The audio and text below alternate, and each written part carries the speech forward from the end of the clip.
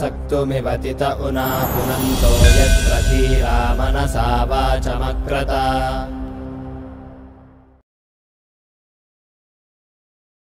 ఓం నమో గణపతయే.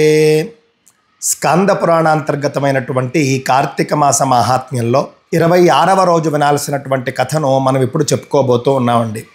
ఓం శ్రీ గణేశాయ నమః. ఓం నమో బృహస్పతయే. ఓం నమస్తస్మై బ్రహ్మణే. ఓం విష్ణవే నమః. ఓం శ్రీమత్సుందరమీశానం శ్రీమత్సిద్ధివినాయకం షణ్ముఖం స్కందమానందం బ్రహ్మాణం విష్ణుమాశ్రయే. యస్యాజ్ఞయా జగత్స్రష్టా విరించిః పాలకో హరిః సంహర్తా కాలరుద్రాఖ్యః నమస్తస్మై పినాకినే. అంబరీషోపాఖ్యానం జరుగుతూ ఉన్నదండి. వశిష్ఠ మహర్షి జనక మహారాజుకు చెబుతూ ఉన్నటువంటి కార్తీక మాస మహాత్మ్యం. అందులో భాగంగా అత్రి మహర్షి అగస్త్యునికి చెబుతూ ఉన్నటువంటి భగవంతుడి యొక్క మహిమ ఎలా ఉంటుంది అనేది.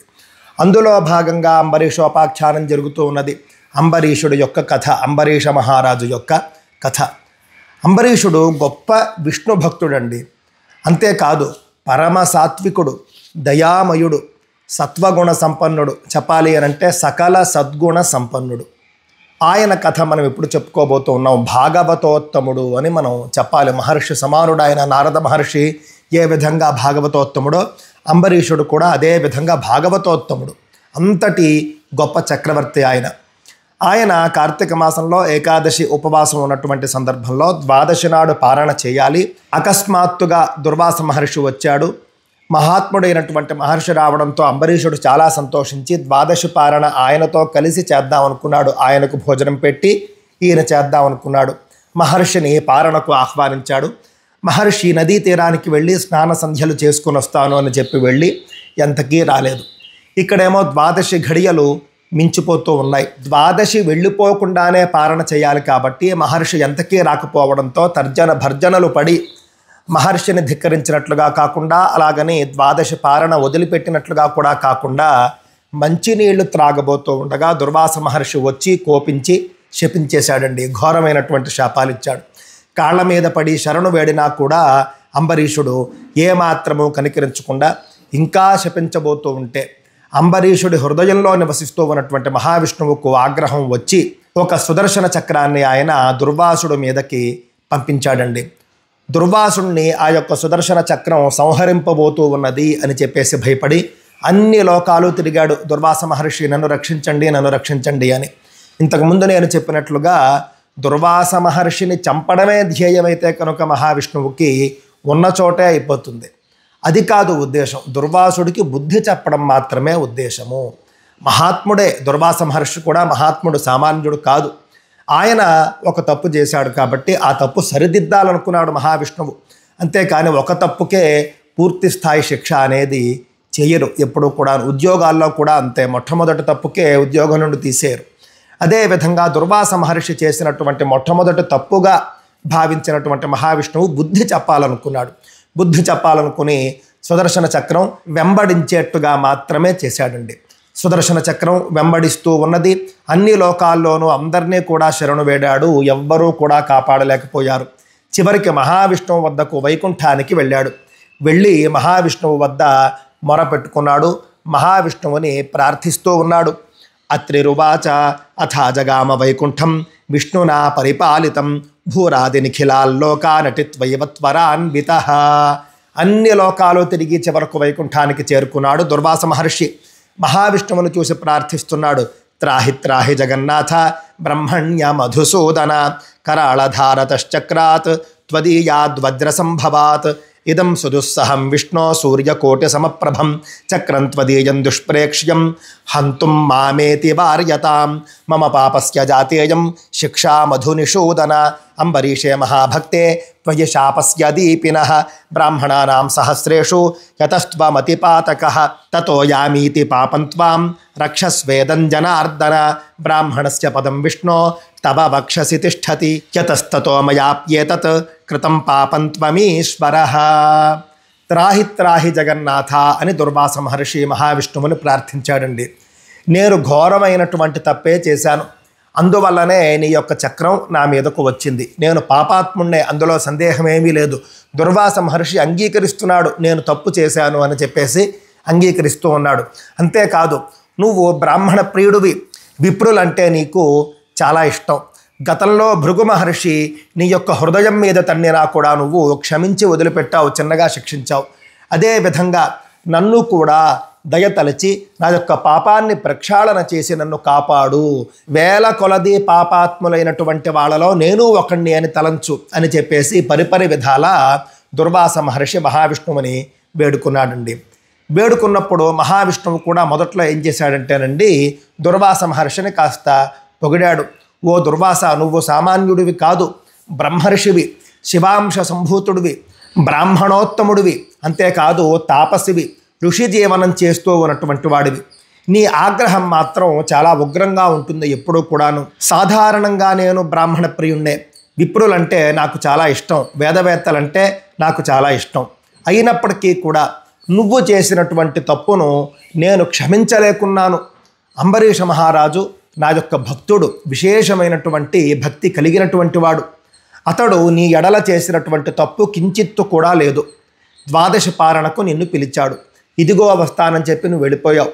ఎంతసేపటికే రాలేదు, వస్తావేమోనని ఎదురు చూశాడు. ఇంతలో ద్వాదశి ఘడియలు దాటిపోతూ ఉంటే అతను మంచినీళ్లు త్రాగబోయాడు. అంతే, అన్ని వ్రతాల్లోనూ కూడా మంచినీళ్లు త్రాగడం అనేది దోషం కాదు అని చెప్పేసి శాస్త్రంలో చెప్పబడింది కదా. శాస్త్రంలో ఉన్నదాన్నే ఆయన ఆచరించే ప్రయత్నం చేశాడు. మంచినీళ్లు త్రాగడం ద్వారా ఇటు వ్రతము చెడిపోదు, అటు నువ్వు కూడా ఆగ్రహించవు, నిన్ను ధిక్కరించినట్లు కూడా కాదు అని భావించి మధ్య మార్గంగా అద్భుతమైనటువంటి నిర్ణయాన్ని తీసుకున్నాడు. మంచినీళ్ళు త్రాగనే లేదు, ఇంకా త్రాగబోతూ ఉండగా వచ్చేసావు నువ్వు. పోను త్రాగిన తర్వాత ఏమైనా నువ్వు పోని శపించావా? లేదు, త్రాగబోతూ ఉండగా వచ్చేసావు. టకటక 10 శాపాలు ఇచ్చేసావు, 10 జన్మలు ఎత్తమని చెప్పావు. అసలు నువ్వు ఇచ్చినటువంటి శాపం గురించి అంబరీషుడికి తెలియదు. అంబరీషుడు పూర్తిగా భక్తి తన్మయత్వంలో ఉండిపోయాడు, నీ ఎడల భయంతో ఉండిపోయాడు. అందువల్ల నేను అంబరీషుణ్ణి ఆవహించి అంబరీషుడి శరీరంలో నేనే ప్రవేశించి నీ శాపాలను స్వీకరిస్తున్నాను అని చెప్పించాను. చెప్పింది నేనే కానీ అంబరీషుడు కాదు. ఆ విధంగా 10 శాపాలు కూడా నేను అనుభవించబోతూ ఉన్నాను. ఇక్కడ నేను 2 పనులు చేశాను.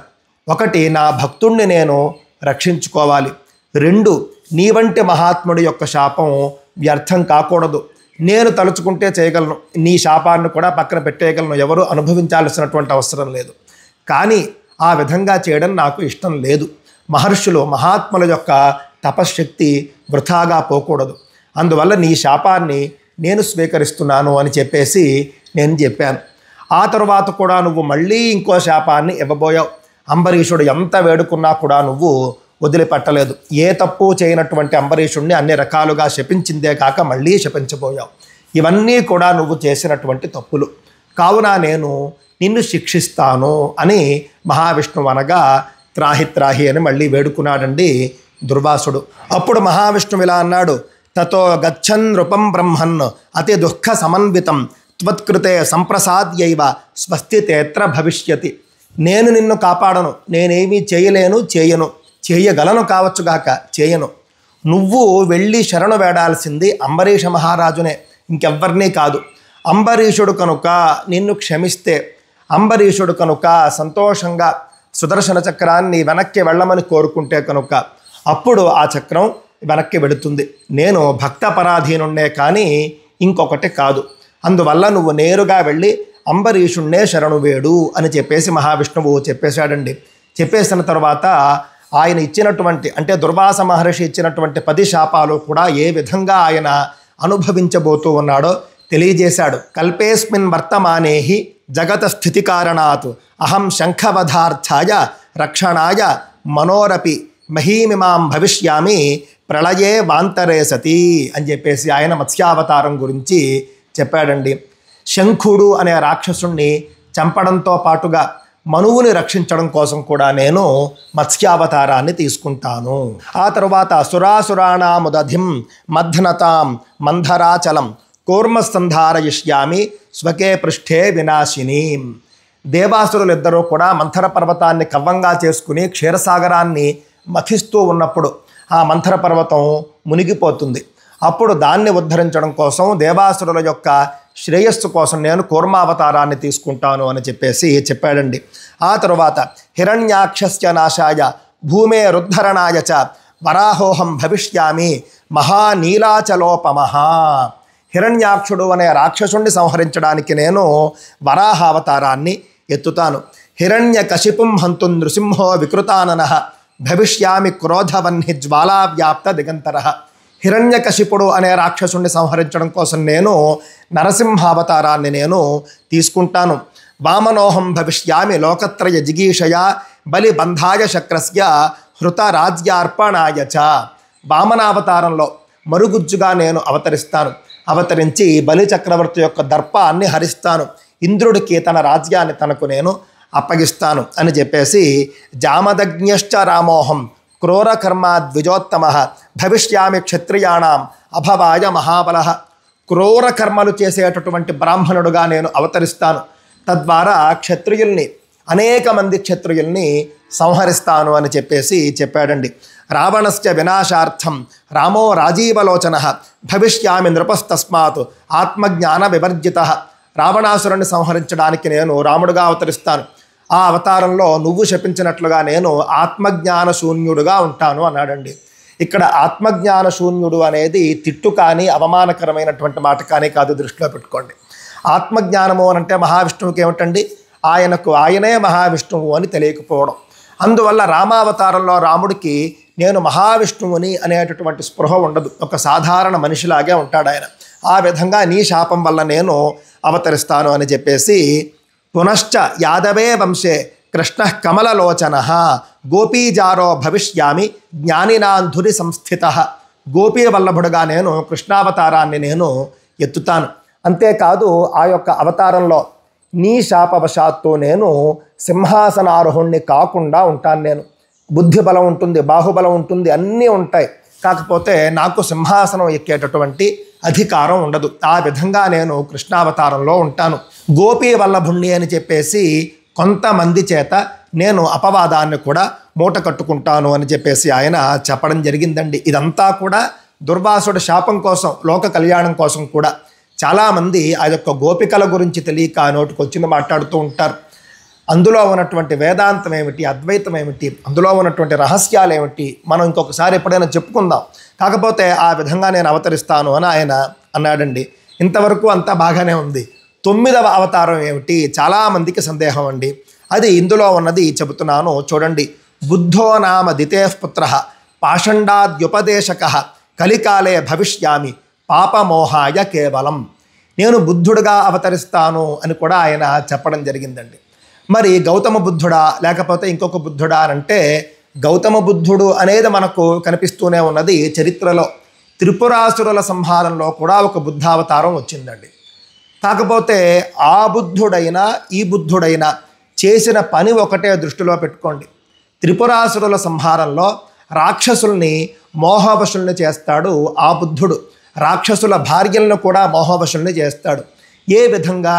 వాళ్ళు చేసేటటువంటి తపస్సు వల్ల, వాళ్ళు చేసేటటువంటి దైవారాధన వల్ల వాళ్ళు మళ్ళీ మరింత బలవంతులవుతూ ఉంటారు. వాళ్ళు పాపాత్ములే, కానీ భగవత్ పూజ చేయడం వల్ల వాళ్లకు శక్తి వచ్చేస్తూ ఉంటుంది. పాపాత్ములకు దైవశక్తి వచ్చేస్తే ఎలాగండి, రాకూడదు కదా. వాళ్ళు లోకాలను పీడిస్తూ ఉంటారు.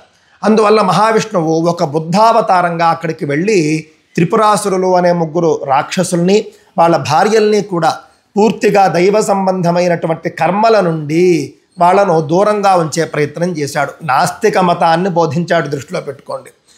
నేడు మనం లోకంలో చూసేటటువంటి నాస్తికులు ఎలా మాట్లాడతారో అదే విధంగా సాక్షాత్తుగా మహావిష్ణువు బుద్ధుడిగా వచ్చి త్రిపురాసురులు మరియు వాళ్ళ భార్యలకు నాస్తిక మతాన్ని ఉపదేశించి వాళ్ళు దైవారాధన అనేది చేయకుండా చేశాడు. ఎప్పుడైతే వాళ్ళు దైవారాధన వదిలిపెట్టేశారో వాళ్ళు తేజోహీనులు, శక్తిహీనులు, బలహీనులు అయిపోయారు. పరమశివుడి చేతిలో వాళ్ళు హతులయ్యారండి. ఆ విధంగా త్రిపురాసురుల కాలంలో వచ్చినటువంటి బుద్ధావతారం ఒకటి. గౌతమ బుద్ధుడు కూడా మహావిష్ణు అవతారమే అని భావిద్దాం, తప్పే ఉంది. ఈ బుద్ధుడు చేసిన పని కూడా ఇదే. రాక్షసులు చాలామంది కలియుగంలో కలియుగం మొదలైన ఒక 2-3 వేల సంవత్సరాల తరువాత రాజుల రూపంలో అవతరించారటండి. వాళ్ళు కూడా యజ్ఞయాగాదులు వైదిక కర్మలన్నీ చేసేసుకుంటూ శక్తిని పెంచేసుకుంటూ వాళ్ళు రాక్షస కర్మలు చేస్తూ ఉండేవారు. ఊచకోత కోస్తూ ఉండేవారు. ధర్మయుద్ధాలే ఏమీ లేవు. మొత్తం రాజ్యాక్రమణ కోసం వీళ్ళు యుద్ధాలు చేయడం. ఆ విధంగా రాక్షసులు వందలాది మంది వేలాది మంది రాజులుగా పుట్టేశారు. వాళ్ళందరినీ కూడా మళ్ళీ మోహవశుల్ని చేయడం కోసం అని చెప్పేసి గౌతమ బుద్ధుడు రూపంలో వచ్చాడు. వచ్చి వాళ్ళందరికీ కూడా నాస్తిక మతాన్ని ఆయన చెప్పాడు. చెప్పి వాళ్ళంతా కూడా దైవారాధన చేయకుండా చేశాడు. వాళ్లను దైవారాధనకు వైదిక కర్మలకు పూర్తిగా దూరం చేశాడు. చేసే వాళ్ళలో కూడా పాపం పెరిగేట్టుగా చేసి వాళ్ళందరూ కూడా నశించేట్టుగా చేశాడు అని చెప్పేసి మనం భావించవచ్చండి. త్రిపురాసురుల సంహార కాలంలో వచ్చినటువంటి బుద్ధుడు కావచ్చు, ఆధునిక బుద్ధుడు కావచ్చు, వీళ్ళిద్దరూ కూడా చేసినటువంటి పని ఏమిటి అని అంటే, ఎవరైతే దేవతలకు మానవాళికి వ్యతిరేకులో వాళ్ళకి మాత్రమే నాస్తిక మతాన్ని బోధించి వాళ్ళు నాశనం కావడానికి వాళ్ళు కారకులయ్యారండి. రాక్షసుల్ని నాశనం చేయడానికి మహావిష్ణువు ఎంచుకున్నటువంటి ఇంకొక మార్గం ఇది. కావున ఆ బుద్ధుడు ఈ బుద్ధుడు వీళ్ళిద్దరూ చెప్పినటువంటి మార్గం ఏదైతే ఉందో అది మనకు అనుసరణీయం కాదు. దృష్టిలో పెట్టుకోండి. బుద్ధుడు మహాత్ముడు, బుద్ధుడు మహావిష్ణువు, కానీ బుద్ధుడు చెప్పినటువంటి మాటలు మాత్రం మనం వినకూడదు. ఎందుకు అనంటే ఆ మాటలు ఆయన రాక్షసుల గురించి చెప్పాడు, పాపాత్మల గురించి చెప్పాడు అనేటటువంటిది నా యొక్క అభిప్రాయం అండి. కావున బుద్ధుడు మహావిష్ణువా కాదా అని పక్కన పెడితే, బుద్ధుడు మహావిష్ణువు కావచ్చు, మహాత్ముడు కావచ్చు, కానీ బుద్ధుడు చెప్పిన ప్రతి మాట కూడా రాక్షసుల కోసం మాత్రమే, మానవాళి కోసం కాదు అనేటటువంటి అంశాన్ని మనం దృష్టిలో పెట్టుకోవాలి. కలికాలే భవిష్యామి పాపమోహాయ కేవలం అన్నాడు ఆయన. అంటే ఎవరైతే బౌద్ధానికి ఆకర్షితులయ్యారో నాటి రోజుల్లో వాళ్ళందరూ కూడా ఒక రకంగా చెప్పాలి అంటే పాపకర్మలు చేసినటువంటి వాళ్ళే. పాపకర్మలు చేసినటువంటి వాళ్ళనే ఆయన మోహింపజేసి వాళ్లతో నాస్తిక మతాన్ని ఆచరింపజేసి తొందరగా వాళ్ళని పైలోకానికి పంపించేశాడండి. కావున బుద్ధుడు అనేటటువంటి వాడు మహావిష్ణువు కావచ్చు, కానీ బుద్ధుడి మాట మాత్రం మనకు వర్తించదు, రాక్షసులకు మాత్రమే అని దృష్టిలో పెట్టుకోండి. తరువాత 10వ అవతారం అశ్వారూఢ కల్కినామా తథా విష్ణు యశస్తుత కలేరంతే భవిష్యామి విప్రో విప్రారి ఘాతక ఇతి మే 10 జన్మాని పాతితాని శ్రితాని చ సంస్కృతాన్యపి సర్వేషాం సద్య పాపౌఘహాని చ. నువ్వు చెప్పిన విధంగా నేను కలియుగం చివరిలో కల్కి అవతారాన్ని కూడా తీసుకుంటాను. ఒక బ్రాహ్మణ యోధుడుగా జన్మించి పూర్తిగా దైవ వ్యతిరేకుల్ని, ధర్మ వ్యతిరేకుల్ని నేను సంహరిస్తాను అని చెప్పేసి మహావిష్ణువు ఆ యొక్క దుర్వాస మహర్షికి చెప్పి, ఇక ఆలస్యం చేయకు, వెళ్ళి నువ్వు అంబరీష మహారాజును శరణు వేడు, ఆయనే నిన్ను కాపాడుతాడు, ఆయన అభయం ఇస్తే కనుక సుదర్శన చక్రం మళ్ళీ వెనక్కి వెళ్ళిపోతుంది అని చెప్పేసి ఆదేశించాడండి. ఇది శ్రీ స్కాంద పురాణే వైష్ణవఖండే కార్తీక మాస మహాత్మ్యే 6వ ఇంతటితో స్కాంద పురాణాంతర్గతమైనటువంటి కార్తీక మాస మహాత్మ్యంలో 26వ రోజు వినవలసినటువంటి కథ పరిసమాప్తమైనది. స్వస్తి.